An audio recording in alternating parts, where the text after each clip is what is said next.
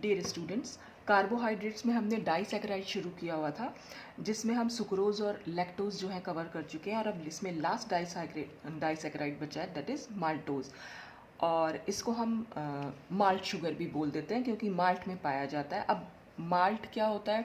वो sprouted barley seeds, अगर आप लोगों को पता हो, जैसे अंकुरित जौ के बीज, उसको हम माल्ट बोल देते हैं। तो उस माल्ट में ये मिलता है, इसलिए हम इसको माल्ट शुगर बोल देते हैं। और फॉर्मूला वही रहेगा जो हमारे बाकी दोनों डाइसैकेराइड का था, C12H22O11।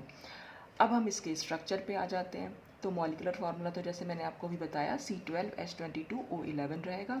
उसके बाद हम देखेंगे कि ये जो माल्टोज है वो कौन से दो मोनोसैकेराइड से मिलकर बना हुआ है। तो वो हमें हाइड्रोलिसिस से मालूम पड़ता है। तो acidic hydrolysis of maltose gives 2 moles of glucose. This suggests that maltose is disaccharide of glucose. तो जब हमने माल्टोज का हाइड्रोलिसिस कराया एसिड की प्रेजेंस में, तो हमें 2 moles ऑफ ग्लूकोज मिला। इसका मतलब हमें ये मालूम पड़ा कि जो इसमें दोनों मोनोसैकेराइड्स हैं वो ग्लूकोज हैं, यानी कि दोनों यूनिट्स जो होंगी वो ग्लूकोज की होंगी। तो दो ग्लूकोज से मिलकर ये माल्टोज बन जाता है। फिर maltose gives positive test with Fehling solution and Tollens reagent. अब क्योंकि ये पॉजिटिव टेस्ट दे रहा है, यानी कि फिलिंग सोल्यूशन और टॉलेंस रिएजेंट को रिड्यूस कर रहा है, और ये प्रॉपर्टी होती है एल्डिहाइड ग्रुप की। तो इसका मतलब कहीं ना कहीं एल्डिहाइड ग्रुप प्रेजेंट होना चाहिए इसमें। और बाकी सारी रिएक्शंस भी जो आगे आ रही हैं वो यही सजेस्ट कर रही हैं कि इसमें कहीं ना कहीं कोई फ्री एल्डिहाइड ग्रुप प्रेजेंट है। और ग्लूकोज में हमारा एल्डिहाइड ग्रुप प्रेजेंट होता भी है। तो दोनों ग्लूकोज में से किसी एक ग्लूकोज में ये एल्डिहाइड ग्रुप प्रेजेंट होगा, जैसा कि हम अभी आगे पढ़ेंगे। तो maltose reacts with phenyl hydrazine to form osazone. ये फिनाइल हाइड्रोजीन के साथ रिएक्ट करके ओसाजोन भी फॉर्म करता है। It shows mutarotation. इसकी दो फॉर्म्स पॉसिबल है, अल्फा फॉर्म भी और बीटा फॉर्म भी। तो ये म्यूटा रोटेशन भी शो करता है। Maltose on oxidation with bromine water gives monobasic acid, यानी जिसमें सिर्फ एक कार्बोक्सिलिक ग्रुप हो, ऐसा एक एसिड ये फॉर्म करता है ब्रोमीन वाटर के साथ ऑक्सीडेशन पर, और उसको मोनोबेसिक एसिड का नाम है maltobionic acid. All these reactions shows that one of the glucose residue of maltose is present in a hemiacetal form. तो ये सारी रिएक्शंस क्योंकि एक फ्री एल्डिहाइडिक ग्रुप की हैं, और वो फ्री एल्डिहाइडिक ग्रुप कहीं ना कहीं जाके किसी OH से, मतलब ग्लूकोज यूनिट में, क्योंकि CHO भी यानी एल्डिहाइड ग्रुप भी प्रेजेंट है और OH ग्रुप भी प्रेजेंट है, तो हेमी एसिटल कैसे बन सकता है? वो जो फ्री एल्डिहाइडिक ग्रुप CHO है वो किसी OH से रिएक्ट कर लेगा और फिर हमारे पास ये हेमी एसिटल जो है बन के आ जाएगा। तो इसको हम रिड्यूसिंग फॉर्म बोल दे रहे हैं। क्यों? क्योंकि इसी में वो फ्री एल्डिहाइडिक ग्रुप प्रेजेंट था, जो कि फिर रिएक्ट करके हेमी एसिटल में चेंज हो गया है। And the other must be present as a glucoside acetal unit, और दूसरा जो है वो एज अ ग्लूकोसाइड प्रेजेंट है। अब कैसे है वो हम अभी आगे देख लेते हैं। जैसे ये माल्टोज की मैंने एल्डिहाइड फॉर्म बनाई है, इसमें दो ग्लूकोज यूनिट है, ये मैंने इसमें फ्री एल्डिहाइड ग्रुप शो किया हुआ है। तो देखिए यहाँ पर क्या, जब हम ब्रोमीन वाटर के साथ इसका ऑक्सीडेशन कराएंगे, तो क्योंकि इसमें एक फ्री एल्डिहाइड ग्रुप प्रेजेंट है, तो यही जो इसी का ऑक्सीडेशन हो जाएगा, तो इसमें सिर्फ एक ऑक्सीजन आकर जुड़ जाएगी। तो ऑक्सीजन आकर जुड़ जाएगी तो यहाँ पर सिर्फ C+O OH हो गया है। तो बाकी सारे स्ट्रक्चर में कहीं कोई चेंज नहीं है। तो ये माल्टोज से माल्टोबायोनिक एसिड बन गया। अब क्योंकि ये सिर्फ मोनोबेसिक एसिड बना है, अगर ये डाइबेसिक बनता तो इसका मतलब दोनों ग्लूकोज में CHO ग्रुप प्रेजेंट होता, लेकिन क्योंकि ये मोनोबेसिक बना है तो इसलिए हमें मालूम पड़ रहा है कि किसी एक यूनिट में वो फ्री एल्डिहाइड ग्रुप प्रेजेंट है। तो जो हमने यहाँ पर एक ग्रुप में शो भी कर दिया, और इसी से हम हेमी एसिटल बना सकते हैं कि अगर ये वाला H जो है इस ऑक्सीजन पर चला जाएगा और ऑक्सीजन और कार्बन के बीच में एक बॉन्ड बन जाएगा, तो ये एक हेमी एसिटल ग्रुप जो है वो बन के आएगा। ठीक है। अच्छा, और दूसरा ग्लूकोज यूनिट हम कह रहे हैं कि वो एज अ ग्लूकोसाइड प्रेजेंट है। ग्लूकोसाइड मतलब यहाँ पर एक ग्लाइकोसाइडिक लिंकेज प्रेजेंट होगा। तो जो हम देख भी पा रहे हैं, इस ग्लूकोज की जो एनोमेरिक कार्बन है, ऑक्सीजन से जो नेक्स्ट कार्बन होती है वो एनोमेरिक कार्बन होती है। तो उस एनोमेरिक कार्बन का OH ग्रुप और दूसरे जो ग्लूकोज यूनिट हुआ है उसका OH ग्रुप, तो दोनों के बीच में रिएक्शन हुई, कंडेंसेशन से वाटर मॉलिक्यूल निकला और दोनों के बीच में ये ऑक्सीजन जो है जुड़ जाती है, यानी यहाँ पर एसिटल लिंकेज बोल दीजिए या फिर ग्लाइकोसाइडिक लिंकेज। तो ग्लाइकोसाइडिक लिंकेज क्या हो गया? C, फिर ऑक्सीजन, फिर C। तो COC है, और एसिटल लिंकेज हम क्या बोल देते हैं, ये मैंने आपको पहले ही बताया था, ये COCOC। तो किसी एक कार्बन से जब दो ईथर वाली ऑक्सीजन, ईथर ऑक्सीजन आप समझ से, ईथर ग्रुप जहाँ होता है, ईथर ग्रुप क्या होता है, C single bond O single bond C। तो यहाँ C से एक ईथर ऑक्सीजन ये हो गई और एक ईथर ऑक्सीजन ये हो गई, तो दो ईथर ऑक्सीजन जुड़ी हुई होती हैं, तो वो एसिटल लिंकेज हो जाता है। तो अब क्योंकि इस ग्लूकोज का ग्लाइकोसाइड बन गया, ग्लाइकोसाइड कैसे बनते हैं ये भी मैं आपको बता चुकी हूँ कि एक मोनोसैकेराइड का हम एनोमेरिक कार्बन से जुड़ा हुआ OH ले लेंगे, और फिर दूसरे मोनोसैकेराइड के OH ग्रुप से अगर रिएक्शन हो जाती है तो वहाँ पर जो है ग्लाइकोसाइडिक लिंकेज बन के आ जाता है। तो ये हमारा ग्लूकोज का ग्लाइकोसाइड बना है, इसलिए हम इसको ग्लूकोसाइड बोल दे रहे हैं। फ्रक्टोज से बनता है तो हम फ्रक्टोसाइड बोलते हैं, गैलेक्टोज से ग्लाइकोसाइड बन रहा है तो हम गैलेक्टोसाइड बोल देते हैं। तो ये ग्लूकोज से बना है इसलिए हमने इसको ग्लूकोसाइड बोला। तो ये हेमीएसिटल फॉर्म हो गई और ये ग्लूकोसाइड फॉर्म हो गई, ठीक है। तो ये हमें इन सारी रिएक्शन से ये मालूम पड़ी कि किसी एक ग्लूकोज यूनिट में फ्री एल्डिहाइड ग्रुप प्रेजेंट है, और फिर वही जो है हेमीएसिटल का फॉर्मेशन भी कर रहा है। तो आप इसका स्क्रीनशॉट ले सकते हैं। अच्छा, इसके बाद क्या है, फिर क्या देखेंगे हम कि maltose gives octa acetate with acetic anhydride, this suggest the presence of 8 hydroxyl group in maltose. ये रिएक्शन तो हम काफ़ी टाइम से करते आ रहे हैं कि एसिटाइलेशन करा देंगे माल्टोज का, और क्योंकि एसिटाइलेशन में क्या होगा, जो ये एसिटाइल ग्रुप है ये, क्योंकि यहाँ पर 8 हाइड्रोक्सिल ग्रुप प्रेजेंट है, तो ये हाइड्रोक्सिल ग्रुप जो है वो एसिटाइल ग्रुप में चेंज हो जाएगा। तो इस तरह से माल्टोज ऑक्टा एसिटेट जो है यहाँ पर, क्योंकि ऑक्टा एसिटेट बन रहा है इसीलिए हमें ये मालूम पड़ रहा है कि यहाँ पर 8 हाइड्रोक्सिल ग्रुप प्रेजेंट है। और क्योंकि माल्टोज एक स्टेबल कंपाउंड है तो ये जितने भी OH ग्रुप हैं वो अलग अलग कार्बन पर प्रेजेंट है। नेक्स्ट पॉइंट है कि maltose on oxidation with bromine water gives maltobionic acid, ये अभी हमने देखा ही। This acid on methylation with dimethyl sulfate in the presence of NaOH gives octamethyl maltobionic acid। जो अभी माल्टोबायोनिक एसिड के बारे में हमने बात की थी, अगर हम उसका मिथाइलेशन करा दें in presence of dimethyl sulphate और NaOH के साथ, तो क्या होगा कि ऑक्टामिथाइल माल्टोबायोनिक एसिड बनता है। फिर उसकी हम एसिड हाइड्रोलिसिस करा देते हैं तो हमें दो कंपाउंड्स मिलते हैं, 2346 tetramethyl glucose and 2356 tetramethyl gluconic acid. अब इनके फॉर्मेशन से हमें क्या मालूम पड़ता है, the formation of these compounds indicates that both the glucose units exist in 6 membered pyranose forms and the glycosidic linkage involves the hydroxyl group at C4 in 1 glucose unit. यानी इस रिएक्शन से हम सिर्फ ये पता लगा रहे हैं कि जो दोनों ग्लूकोज यूनिट हैं वो कौन सी फॉर्म में प्रेजेंट है, पायरानोज फॉर्म में प्रेजेंट है या फ्यूरानोज फॉर्म में प्रेजेंट है। और दूसरा हम ये पता लगा रहे हैं कि दोनों के बीच में जो ग्लाइकोसाइडिक लिंकेज है वो कौन से कार्बन से अटैच होता है। एक कार्बन मतलब एक ग्लूकोज यूनिट का तो ऑब्वियस सी बात है कि एनोमेरिक कार्बन ही लिया होगा, तो जो दूसरा ग्लूकोज यूनिट है उसका कौन सा कार्बन हमने यूज़ किया है, तो हमें यहाँ मालूम पड़ रहा है कि वो कार्बन नंबर 4 है। तो अभी हम रिएक्शन में समझेंगे कि कैसे हमें ये बात मालूम पड़ी। आप पहले स्क्रीनशॉट ले सकते हैं इसका। अब हम देखते हैं इसकी रिएक्शन। तो ये माल्टोज मैंने स्ट्रक्चर नहीं बनाया, ये रिएक्शन हम पहले दिखा चुके हैं। तो माल्टोज के साथ ब्रोमीन वाटर, ये माल्टोबायोनिक एसिड बन गया। यहाँ पर बस सिर्फ इतना चेंज था, सिर्फ C डबल बॉन्ड OH हो गया है, जबकि माल्टोज में ये CHO होता है, ठीक है। अब डाइमिथाइल सल्फेट के साथ इसका मिथाइलेशन करा रहे हैं इन प्रेजेंस ऑफ NaOH। तो क्या होगा कि जितने भी OH ग्रुप प्रेजेंट हैं वहाँ पर अब OCH3, क्योंकि मिथाइलेशन हो रहा है तो H को हटेगा और CH3 वहाँ पर आ जाएगा। तो जितने भी OH हैं वो अब सब OCH3 में चेंज हो जाएंगे। तो यहाँ पर क्योंकि 8 OH है, ये अभी हम ऑक्टा एसिटेट बना के प्रूव भी कर चुके हैं, तो यहाँ बन जाएगा ऑक्टा मिथाइल माल्टोबायोनिक एसिड। क्योंकि 8 जगह पर मिथाइल ग्रुप जुड़ गया है माल्टोबायोनिक एसिड में, तो नाम हो जाएगा ऑक्टा मिथाइल माल्टोबायोनिक एसिड। फिर हम इसकी एसिडिक हाइड्रोलिसिस कराते हैं। अब एसिडिक हाइड्रोलिसिस में क्या होगा, ये जो एसिटल लिंकेज है, ये जो ग्लाइकोसाइडिक लिंकेज है, ये टूट जाता है, टूट जाएगा। तो क्योंकि हम इसको वाटर का मॉलिक्यूल दे रहे हैं। अब ये बना कैसे था, ये दो OH ग्रुप जो यहाँ पर जुड़े हुए थे, एक OH यहाँ था और एक OH यहाँ था, दोनों का कंडेंसेशन हुआ था, वाटर का मॉलिक्यूल निकला था। अब हम इसको वाटर ही दे रहे हैं, तो वापस से क्या होगा, यहाँ पर OH ग्रुप आ जाएगा और यहाँ पर भी OH ग्रुप आ जाएगा। तो ये जो लिंकेज है वो टूट जाता है। तो वही सब कुछ सब सेम रहेगा, सिर्फ इतना चेंज हो रहा है कि यहाँ H ऊपर लिखा है, नीचे OH, यहाँ पे H ऊपर और नीचे OH। तो बस इतना चेंज हमने यहाँ पर किया है। अब इस रिएक्शन से हमें ये 2 कंपाउंड्स मिले। एक तो मिला 2,3,4,6 टेट्रामिथाइल डी ग्लूकोज, ठीक है। और आप जैसा कि इसमें देख भी पा रहे हैं, ये हमें एक पायरेनोज रिंग मिल रही है।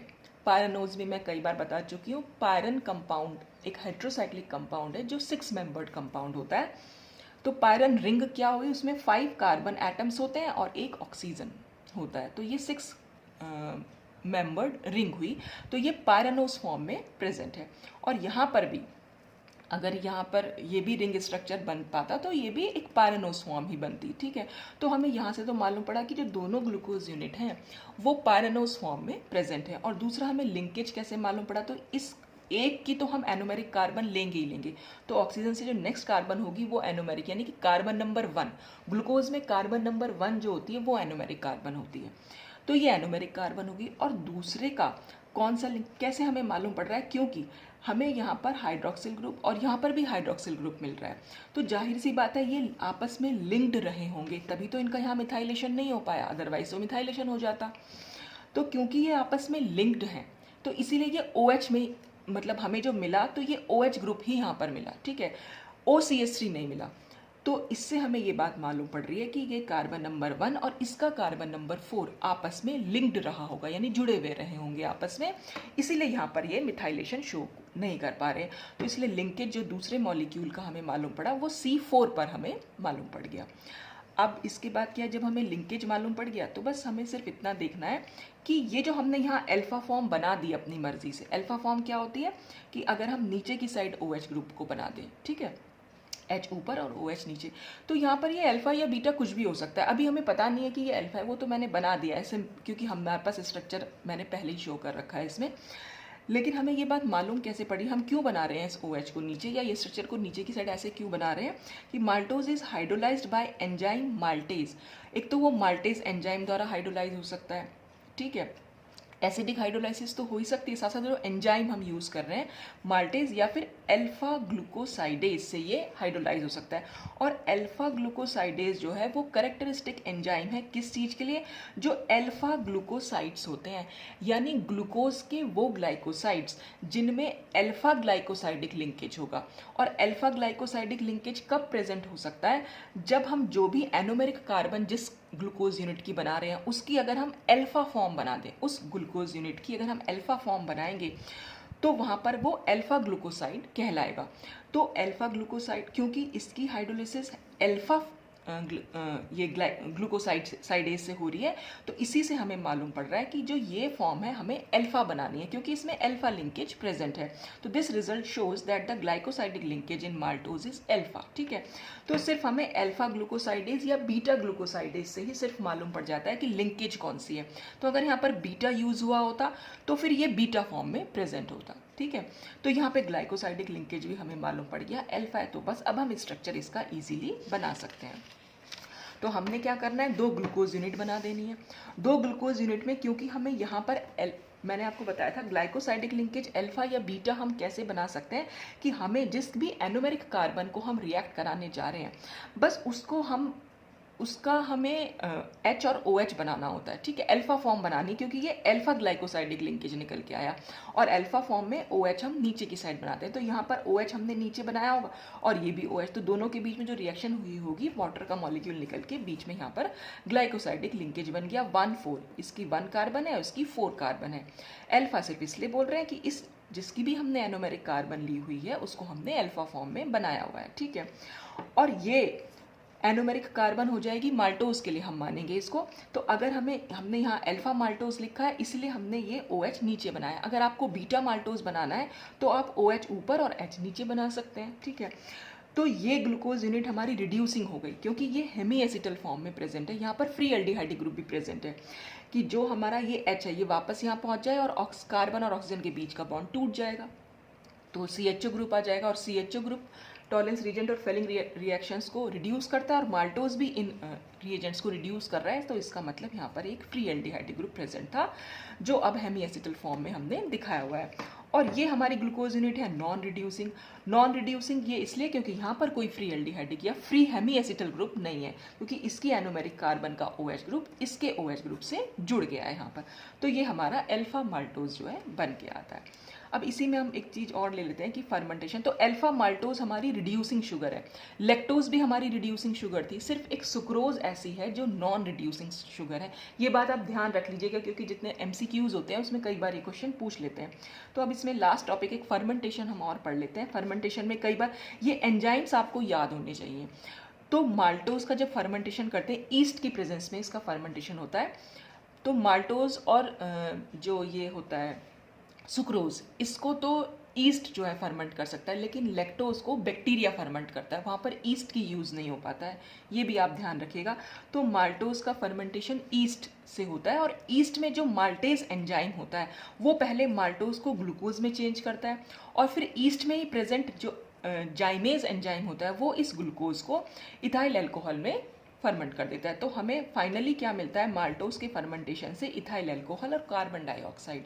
तो ये तो आपने सुक्रोज में भी देखा होगा, वहाँ पर भी यही होता है, ग्लूकोज या फ्रक्टोज बनते हैं वहाँ पर। तो ग्लूकोज और फ्रक्टोज का भी फर्मेंटेशन जाइमेज से ही हो सकता है, ठीक है। तो जनरली सब में जाइमेज एंजाइम ही हमने फाइनली यूज़ कर रखा है। बस ये चीज़ आप ध्यान रखिएगा, माल्टोज है तो माल्टेज यूज़ कर लेते हैं, सुक्रोज है तो सुक्रेज यूज़ कर सकते हैं, लैक्टोज है तो लैक्टेज यूज़ कर लेते हैं। तो वो टर्म आपको ईजिली याद हो जाएंगी, तो उसमें तो कोई प्रॉब्लम नहीं है। मेन जो हो सकता है आपको थोड़ी सी दिक्कत हो कि स्ट्रक्चर हम कैसे याद रखें, तो मैंने आपको पहले भी बताया था, ये स्ट्रक्चर बनाना बड़ा इजी होता है। देखिए हमें क्या करना है, अगर सपोज हमने शुरुआत, अभी हम माल्टोज देख लेते हैं, अगर हमने माल्टोज का स्ट्रक्चर बनाया, बस हमें ये याद होना चाहिए किस किस मोनोसैकेराइड से बना हुआ है। तो एक ग्लूकोज यूनिट तो हर डाइसैकेराइड में, जो भी हम अब तीनों के तीनों जो हमने पढ़े हैं सब में एक ग्लूकोज यूनिट तो है ही है। तो ये तो आप ध्यान रखिएगा। और माल्टोज में 2 ग्लूकोज यूनिट होती है। तो हमें सबसे पहले क्या करना है, दोनों ग्लूकोज यूनिट को हम यहाँ बना लेते हैं, ठीक है। और हमने ये पता है कि माल्टोज में अल्फा ग्लाइकोसाइडिक लिंकेज, ये हमें ध्यान रखना है। तो अगर हम अल्फा ग्लूकोज यहाँ बनाएंगे, ये HOH, इसको बनाना भी बड़ा आसान है, सिर्फ ये वाली यहाँ वाले कार्बन पर OH और H ऊपर और नीचे हो जाता है, बाकी सब में H और OH होता है, और ये वाली कार्बन CH2OH और H हो जाती है, और यहाँ पर हो जाता है एक ऑक्सीजन, ठीक है। अच्छा, हमें दूसरी ग्लूकोज यूनिट भी बनानी है। दूसरी ग्लूकोज यूनिट भी हम ऐसे ही बना सकते हैं, यहाँ भी H और OH, फिर H और OH, ये OH और H, यहाँ पर H और OH, और ये CH2OH। जब ये भी 2-3 बार बनाएंगे तो आपको अपने आप से ये स्ट्रक्चर याद हो जाएगा, तो इसको काफ़ी लिख के आप प्रैक्टिस कर सकते हैं, ठीक है।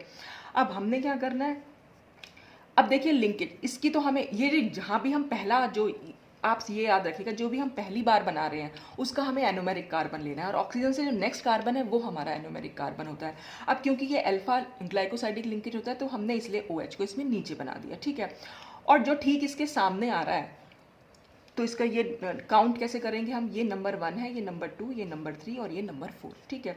तो ये OH और ये OH के बीच में रिएक्शन होगी, तो आपने सिर्फ इतना क्या करना है, यहाँ पर ये H लिखे रहने दिया, इसका H लिखे रहने दिया, दोनों के बीच में ऑक्सीजन, बस ये लिंकेज कुछ इस तरीके से बन जाएगा, यहाँ ऑक्सीजन और ये, क्यों, दोनों OH में से बस एक H2O निकाल दीजिए, लिंकेज आपका ये बन के आ गया। तो सिंपल आप बना सकते हैं माल्टोज को। अब हम बात कर लेते हैं लैक्टोज की। मैंने आपको बताया कि एक ग्लूकोज यूनिट तो हर किसी में होती ही होती है, तो एक ग्लूकोज यूनिट को हमने यहाँ बना दे रहे हैं, ठीक है। और ऐसे ही अब गैलेक्टोज में, सॉरी लैक्टोज में क्या है, गैलेक्टोज प्रेजेंट है, दूसरी यूनिट। देखिए गैलेक्टोज और लैक्टोज दोनों एक दूसरे से मिलते जुलते हैं, तो हमें इसमें एक ग्लूकोज यूनिट बनानी है और दूसरी गैलेक्टोज यूनिट बनानी है, ठीक है। और ये बात हमने लैक्टोज में पढ़ी भी थी कि ये जो हमारा होता है ये बीटा गैलेक्टोसाइड होता है, और बीटा गैलेक्टोसाइड का मतलब हो गया कि जो इसमें गैलेक्टोज यूनिट होगी वो बीटा फॉर्म में प्रेजेंट होगी, यानी जो एनोमेरिक कार्बन हमें लेना है वो गैलेक्टोज का लेना है। तो इसका मतलब जो हम ये फर्स्ट वाला जो स्ट्रक्चर बनाएंगे वो गैलेक्टोज का बनाएंगे, ठीक है। तो अब सबसे पहले तो हम ग्लूकोज बना ले रहे हैं, तो ग्लूकोज हमने ये बना लिया, जो हम ऊपर बनाया था, ये OH, ये H, यहाँ पर H, ये OH और CH2OH और यहाँ पर H, ठीक है, ग्लूकोज बना लिया। ये वाला का हमें एनोमेरिक कार्बन यूज़ करना है, और हमें पता है लैक्टोज में गैलेक्टोज का ही हमें एनोमेरिक कार्बन यूज़ करना है, क्योंकि वो बीटा गैलेक्टोसाइड है, यानी कि उसमें गैलेक्टोज जो है वो बीटा फॉर्म में प्रेजेंट है। तो जब बीटा फॉर्म में प्रेजेंट है और ग्लूकोज और गैलेक्टोज का स्ट्रक्चर बिल्कुल सेम है, वो दोनों एक दूसरे के एपिमर्स होते हैं, सिवाय कहाँ पर, कार्बन नंबर 4 पर जो कार्बन है उसका कन्फिग्रेशन जो है वो चेंज होता है। तो 1 2 3 4 यानी जो ये कार्बन आएगी, सिर्फ उस कार्बन का कन्फिग्रेशन यहाँ पर चेंज होगा। तो हम यहाँ पर, अब पहली बात तो हमें यहाँ पर क्योंकि बीटा गैलेक्टोसाइड बनाना है, तो अब हम क्या करेंगे, ये तो हमने अल्फा ग्लूकोज बनाया, जब भी हम OH नीचे बनाएंगे तो हम अल्फा फॉर्म हो जाएगी वो। तो क्योंकि हमें बीटा फॉर्म बनानी, तो बस हम OH ऊपर बना देंगे, H नीचे, बाकी सब सेम रखेंगे। सेकंड वाले कार्बन पर H ऊपर OH नीचे, थर्ड वाले कार्बन पर OH ऊपर H नीचे, और फोर्थ वाले कार्बन पर क्योंकि ये एपिमर्स होते हैं, स्ट्रक्चर, ये जो कन्फिग्रेशन है ये उल्टा हो जाता है, यहाँ पर OH ऊपर और H नीचे, और बाकी फिफ्थ कार्बन और सिक्स कार्बन हमारी वैसी की वैसी। सिक्स कार्बन तो CH2OH रहेगी, फिफ्थ कार्बन पर हम इस तरह से इसको बना सकते हैं, ठीक है। अब हमें फिर से, क्योंकि ये बीटा, अब जाहिर सी बात है, देखिए OH और OH के बीच में ही तो रिएक्शन होनी है, तो इसमें लिंकेज कैसे बन के आएगा। अब आपने इसमें ऐसे बना रखा है और ये ऐसे, इसमें H यहाँ लिख रखा है और H नीचे, बस आप इन दोनों कार्बन को जोड़ देना और बीच में ऑक्सीजन ला देनी है। आप इस तरह से बना सकते हैं इसको, बहुत सिंपल है। जहाँ भी आपको OH दिख रहा है, बस आपको दोनों के बीच में ऑक्सीजन ला के जोड़ देना, और इतना ध्यान रखना है कि कौन सा अल्फा है और कौन सा बीटा है।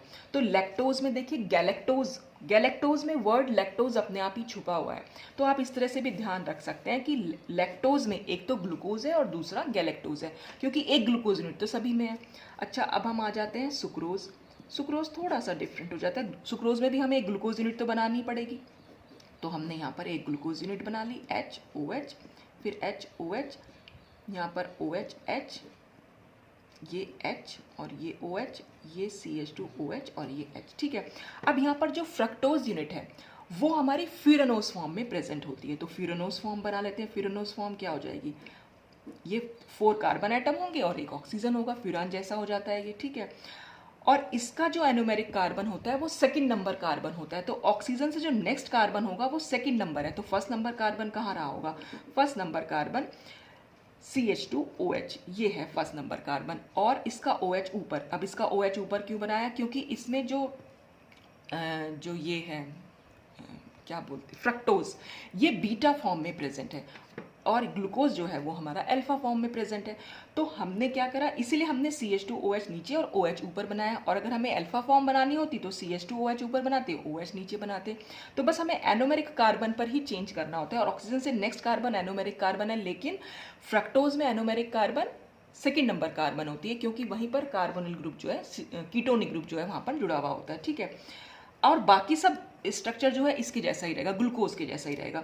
तो ये इसकी फर्स्ट कार्बन थी, ये इसकी सेकंड। अब आते हैं हम थर्ड कार्बन पर, तो ये फर्स्ट कार्बन हो गई, ये सेकंड। थर्ड कार्बन पर जो हमारा ग्लूकोज का स्ट्रक्चर है बिल्कुल वही रहेगा, ये हमने, ठीक है। फोर्थ कार्बन पर H ऊपर है, OH नीचे है, और फिफ्थ कार्बन पर हमने CH2OH ऊपर बनाया हुआ है और H जो है वो नीचे बनाया हुआ है, ठीक है। तो हमने ये इस तरह से बना लिया बिल्कुल। अब फिर से वही दिखाना है हमें कि यहाँ पर क्या होता है, सुक्रोज में ग्लूकोज की भी एनोमेरिक कार्बन यूज हुई होती है और फ्रक्टोज की भी एनोमेरिक कार्बन यूज हुई होती है। तो यानी कि इसका OH और ये वाला OH, इन दोनों के बीच में लिंकेज है। आपने सिर्फ इतना करना है, ऊपर हमारा H है और नीचे की साइड हमारा यहाँ पर CH2OH है। तो बस आपने इन दोनों को जोड़ देना है और यहाँ पर ये ऑक्सीजन जो है इस तरह से दिखा देनी है। तो ये जो लिंकेज है इस तरह से जुड़ जाएगा यहाँ। तो इसीलिए दोनों की, क्योंकि एनोमेरिक कार्बन यूज हुई होती है, और तो लिंकेज क्या आ जाएगा, ग्लाइकोसाइडिक लिंकेज, क्योंकि ये सेकंड नंबर कार्बन है, ये 1 नंबर, तो हम लिखेंगे 1 2, और अल्फा है वो ग्लूकोज की साइड और बीटा है वो फ्रक्टोज की साइड। तो आप इसको 1 के बाद आप इसका अल्फा और 2 के बाद बीटा लिख के ग्लाइकोसाइडिक लिंकेज लिख सकते हैं, या 1 2 अल्फा बीटा ग्लाइकोसाइडिक लिंकेज लिख सकते हैं, कैसे भी आप इसको यूज़ कर सकते हैं। तो दोनों का ही हमने अल्फा और बीटा हमने क्यों यूज़ किया, क्योंकि दोनों की ही एनोमेरिक कार्बन यूज़ हुई। तो ग्लाइकोसाइडिक लिंकेज का जो हम नाम देते हैं वो एनोमेरिक कार्बन के बेस पर ही दे रहे हैं। तो इस तरह से आप ये स्ट्रक्चर जो है सुक्रोज में, बस ध्यान, अब देखिए सुक्रोज में क्योंकि जैसे फ्रक्टोज में R होता है और सुक्रोज में भी आर होता है, तो ऐसे भी आप थोड़ा सा ध्यान रख सकते हैं कि इसमें 1 यूनिट फ्रक्टोज की है। तो ग्लूकोज तो हर किसी में है, बस इतना ध्यान रखिए गैलेक्टोज में लैक्टोज प्रेजेंट है, तो लैक्टोज में इसलिए यहाँ पर हम ग्लूकोज के साथ गैलेक्टोज बना दें। सुक्रोज में मैंने बताया कि आर है, फ्रक्टोज में भी आर है, तो इस तरह से आप इसको ध्यान रख सकते हैं कि ग्लूकोज के अलावा यहाँ पर फ्रक्टोज है। तो स्ट्रक्चर बनाना कोई बहुत मुश्किल काम नहीं, ग्लाइकोसाइडिक लिंकेज आप बना सकते हैं, और अल्फा या बीटा फॉर्म आपको सिर्फ इस कार्बन के बेस पर देनी है यहाँ पर, ठीक है। तो यहाँ पर अल्फा या बीटा फॉर्म प्रेजेंट हो सकती है माल्टोज और लैक्टोज की। देखिए सुक्रोज में ऐसा नहीं हो सकता। सुक्रोज में क्यों नहीं हो सकता?